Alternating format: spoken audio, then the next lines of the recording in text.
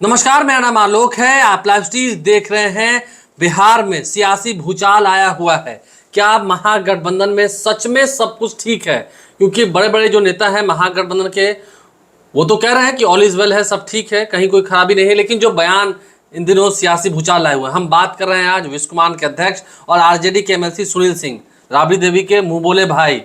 कितना कोहराम मचा हुआ। अशोक चौधरी बिहार सरकार के मंत्री, कल उन्होंने भी काफी कुछ कह दिया, पुराने दिनों की याद दिलाई।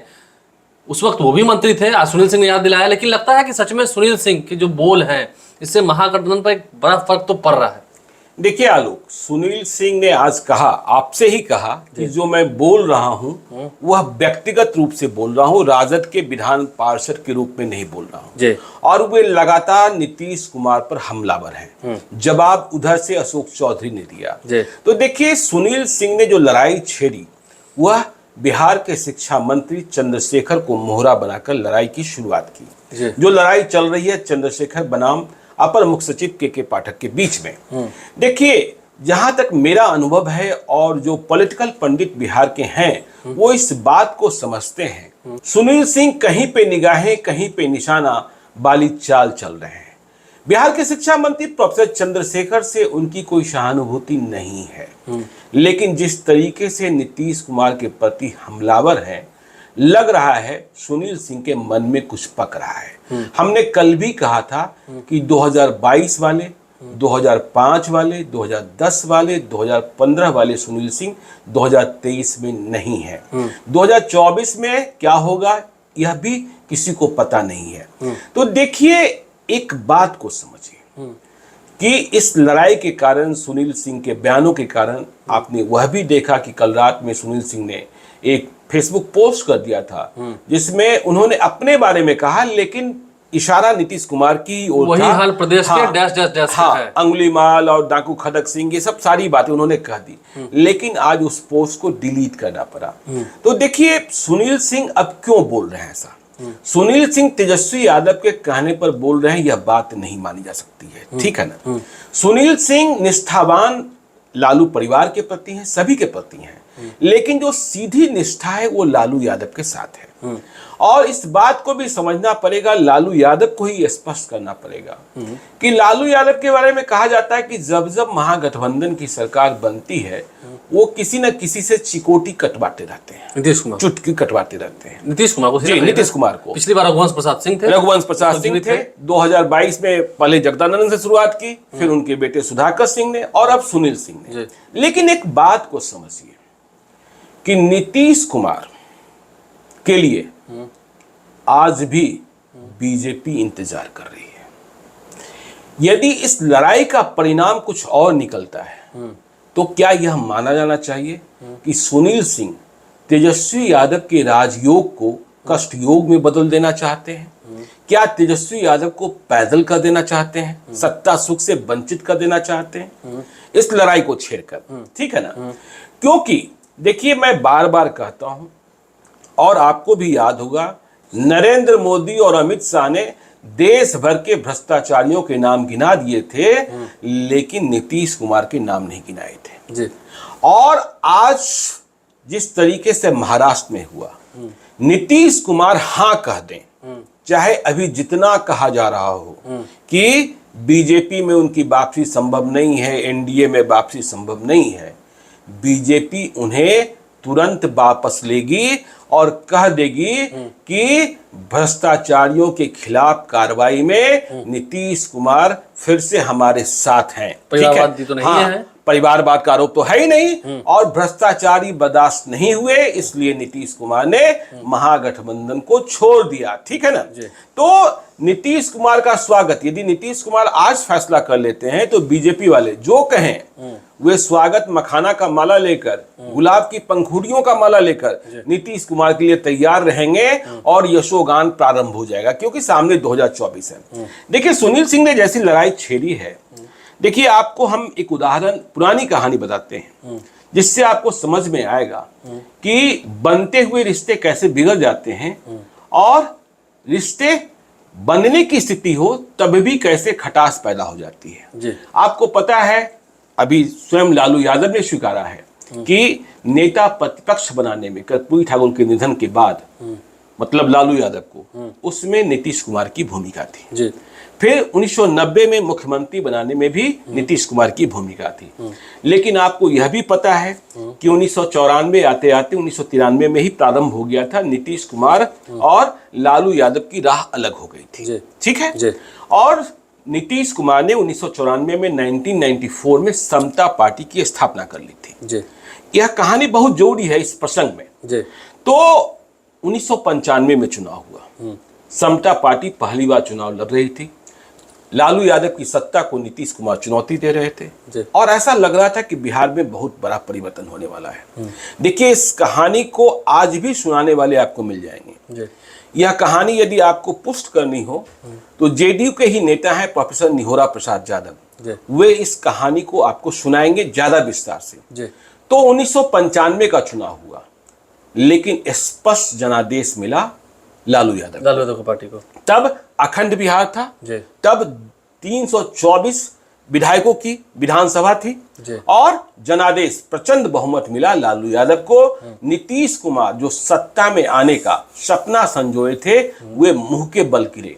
310 विधानसभा क्षेत्रों में चुनाव लड़ाया गया था और सीटें मिली थी मात्र 7। ठीक है ना। तो नीतीश कुमार बिल्कुल निराश हताश हो गए थे। तब देखिए, मोबाइल फोन भी नहीं आया था।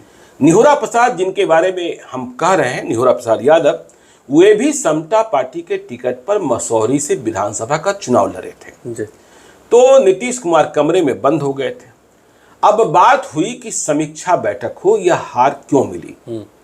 निहोरा प्रसाद यादव इस बात की पुष्टि करेंगे कि नीतीश कुमार जो बहुत उदास थे, परेशान थे, उन्होंने फोन किया निहोरा यादव को और कहा कि ऐसा लगता है निहोरा भाई कि लालू यादव को उखाड़ पाना, कबार पाना, हटा पाना संभव नहीं है। अभी तो संभव नहीं है।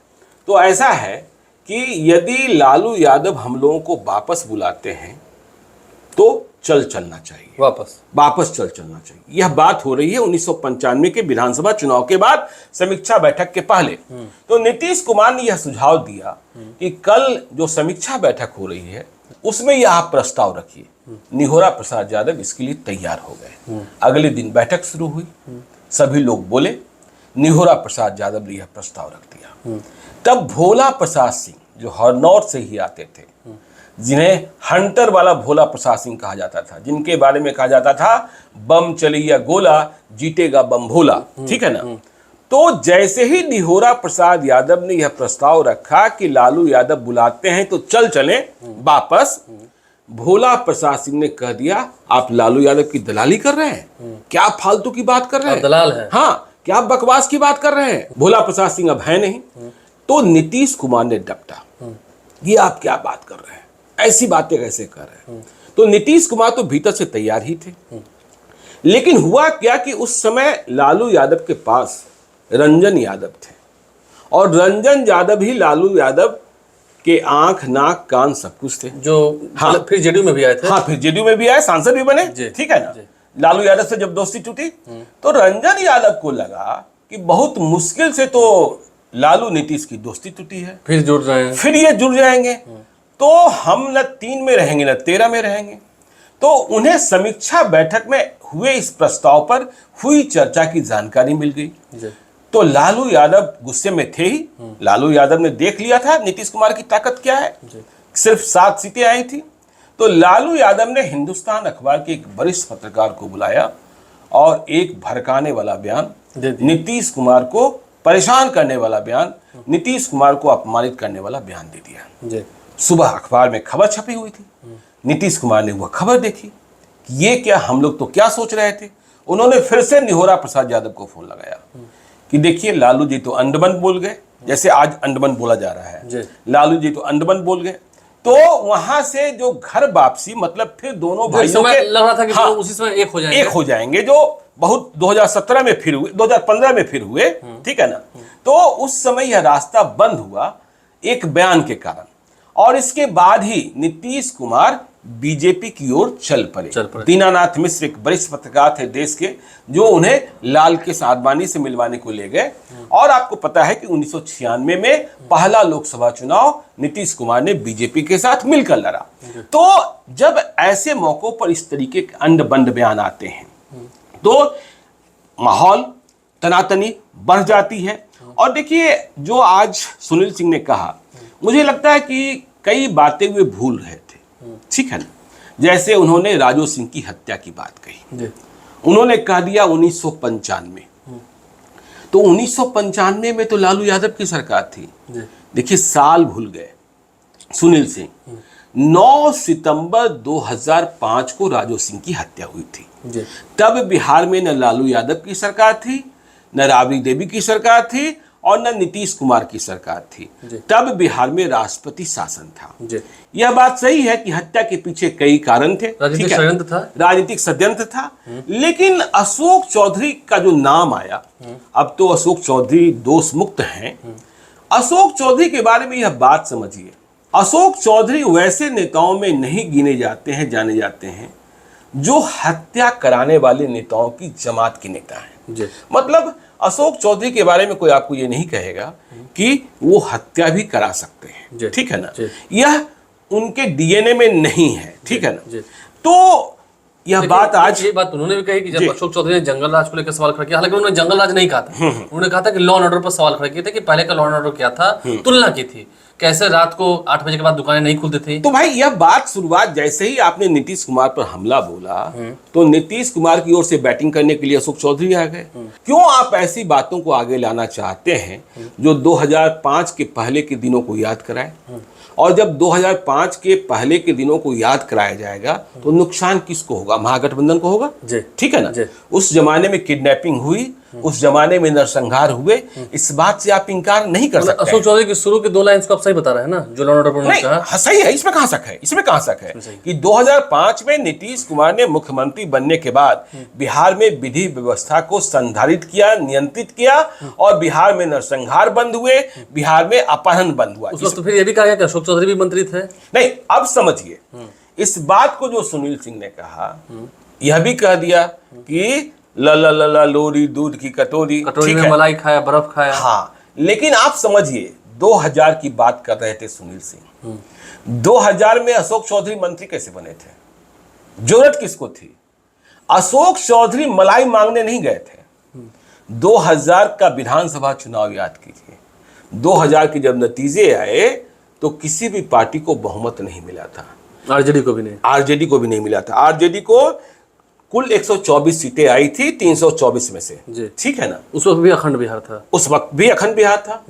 तो कुल मिलाकर जो सहयोगी दल थे, नीतीश कुमार के पास 151 हो रहा था। तो राज्यपाल ने नीतीश कुमार को मुख्यमंत्री पद की शपथ लेने के लिए बुला लिया। नीतीश कुमार ने शपथ ले ली। सारे बाहुबली नीतीश कुमार के पक्ष में चले गए थे। लेकिन वे विधानसभा में बहुमत साबित नहीं कर पाए। इसके पहले ही उन्होंने इस्तीफा दे दिया। अब राबड़ी देवी सरकार में आई, उनके पास 159 विधायकों का समर्थन पत्र था, आगे और बढ़ गया। तो ये 159 कैसे पहुंचा था? तो लालू यादव कांग्रेस के सामने नतमस्तक हो गए थे उस वक्त, ठीक है। लालू यादव को तो जेल जाना पड़ा था ना, ठीक है। हाँ, तो कांग्रेस सरकार बनाने के लिए कांग्रेस के सामने नतमस्तक हुए। और जो आपको याद होगा कि 2000 में ही वो पाटलिपुत्रा होटल कांड, चाणक्य होटल कांड हुआ, जहां विधायकों को बंधक बनाकर रखा गया। शहाबुद्दीन की चर्चा होती है, साधु यादव की चर्चा होती है, सुभाष यादव की चर्चा होती है। बसपा के विधायकों को कैसे उठाकर कहां कहां रखा गया, किसे गुवाहाटी ले जाया गया, किसे कोलकाता ले जाया गया। तो लालू यादव को कांग्रेस की जरूरत पड़ी थी उस वक्त। तो कांग्रेस के उस वक्त 23 विधायक चुनाव जीत कर आए थे। उनमें से अधिकांश को मंत्री बनाया गया था, इस बात को भी याद कीजिए। उन्हीं मंत्रियों में से एक मंत्री अशोक चौधरी थे। तो अब आप ये बताइए कि मलाई खाने का मौका अशोक चौधरी ने प्राप्त किया कि आपने गठबंधन बनाकर उन्हें दिया। हाँ, कि आपने गठबंधन बनाकर उन्हें दिया, ठीक है ना। तो इस बात को भी समझने की जरूरत है। और जब अशोक चौधरी मलाई चाव रहे थे तो क्या राबड़ी देवी उन्हें भ्रष्टाचार करने के लिए छूट दी हुई थी। यह बात भी समझने की बात क्यों नहीं है। बर्खास्त कर दिया? हाँ, क्यों नहीं हटा दिया? जी। तो ये सारी बातें जो हैं, लेकिन जो अनबन शुरू हुआ है ज्ञानेश्वर जी, ये अनबन देखिए मैंने प्रारंभ में ही कहा, कहीं पे निगाह है कहीं पे निशाना। देखिए ये बात तो तय है ना, जो दिख रहा है सुनील सिंह को नीतीश कुमार पसंद नहीं है। सुनील सिंह को नीतीश कुमार पसंद नहीं है, वो उनके दिल में भड़ास है, खटास ठीक है। हाँ ठीक है, सुनील देखिए अब नहीं पसंद क्यों है, इसके पीछे और भी वजह है। अगले कुछ दिनों में इसका और भी राज खुलना है। थोड़ा ध्यान छपरा पर भी रखिएगा और थोड़ा ध्यान कोऑपरेटिव पॉलिटिक्स पर भी रखिएगा, जिसके देश में सहकारिता मंत्री हैं गृह मंत्री अमित शाह जी। में मुलाकात भी हुई थी। हाँ नहीं ठीक है, वो मुलाकात तो सहकारिता सम्मेलन में हुआ, ठीक है ना। लेकिन आगे क्या छपरा में राजीव प्रताप रूडी का टिकट कट भी रहा है क्या? इस बात का भी ध्यान आपको रखना पड़ेगा। तो अभी यह लड़ाई शुरू हुई। आपको लगता है सुनील सिंह, क्योंकि उनके लिए एमएलसी पद ये बड़ा नहीं है, जो एमएलसी फिलहाल है उनके लिए कोऑपरेटिव जो संस्थान है वो तो बड़ी संस्था है, ठीक है, और बड़े नेता हैं, उनके लिए महत्व की बात वही है ना। हाँ लेकिन यदि वो दिल्ली जाना चाहते हैं तो बात अलग है, तो बात अलग है। तो छपरा पर भी ध्यान रखना होगा, समझे ना। और कहीं यह लड़ाई देखिए, सुनील सिंह को कंट्रोल कर सकते हैं लालू यादव ही, ठीक है ना। आज जो तेजस्वी हुआ है, हाँ, उसके पीछे भी लालू यादव। तेजस्वी यादव के बस में सुनील सिंह नहीं है। मैं जिन कुछ नेताओं का नाम लेता हूं कि ये सीधे लालू यादव से नियंत्रित हैं, और लालू यादव को ही यह स्पष्ट करना होगा। देश में एक और आप विपक्षी महाएका की बात कर रहे हैं, महाजुटान कर रहे हैं, वहीं दूसरी ओर आपने देखा कि मुंबई में एनसीपी के भीतर ही खटपट हो गई, अब बिहार में ही खटपट हो रही है। तो सुनील सिंह यदि ऐसे ही बोलते रहेंगे तो यह सवाल तो पैदा होगा, क्या मतलब कि क्या तेजस्वी यादव को पैदल करना चाहते हैं? और यदि तेजस्वी यादव को पैदल करना चाहते हैं और नीतीश कुमार सिर्फ हाँ कर दें तो फिर बीजेपी तो दरवाजा खोल ही देगी। अच्छा, अगर बीजेपी की बात अभी आपने कही, छपरा की बात कही, चलते थे अभी सवाल लेते हैं, तो लगता है आपको कि अगर सुनील सिंह बीजेपी की ओर बढ़ते हैं तुरंत बुला लिया जाएगा? नहीं, सुनील सिंह बीजेपी की ओर बढ़ते हैं तो कई चीजें हैं, छपरा है, कोऑपरेटिव पॉलिटिक्स है, ठीक है ना। मतलब बीजेपी को लेने में कोई दिक्कत नहीं होगी? नहीं, अभी नहीं कर सकते हैं, ठीक है ना। हाँ देखिए, कोई व्यक्ति जाता है तो किसी ख्वाहिश के तहत जाता है, कुछ सोच कर जाता है कि बदले में प्राप्त क्या हो रहा है, ठीक है ना। तो देखना होगा, ये राजनीति को देखना होगा, समझना होगा, और जो विवाद चल रहा है देखना होगा कि आगे इस विवाद पर पूर्ण विराम लगता है या फिर सुनील सिंह तुरंत बीजेपी की ओर जाते हैं तो सबसे पहले तो उन्हें बिहार विधान परिषद की सदस्यता से इस्तीफा देना होगा। ये भी बात सही है, देखना होगा। कोऑपरेटिव पॉलिटिक्स भी है, छपरा की ओर भी नजर रख रहे हैं हम, ध्यान उधर भी है। लेकिन सुनील सिंह, जिनके दिल में सच में नीतीश कुमार के प्रति खटास है, जो इन दिनों साफ साफ दिख रही है, जो पहले घटनाक्रम हुआ है उसको वो उन बातों को दोहरा रहे हैं, और देखना होगा ये विवाद क्या सच में जल्द समाप्त होता है या इसका फर्क गठबंधन पर भी पड़ेगा। आप लाइव साथ बने हैं, और अगर नीतीश कुमार ने मन बना लिया फिर क्या होगा आप समझ सकते हैं। हमारे चैनल को सब्सक्राइब कर लें, साथ साथ फेसबुक पेज भी लाइक करें। धन्यवाद।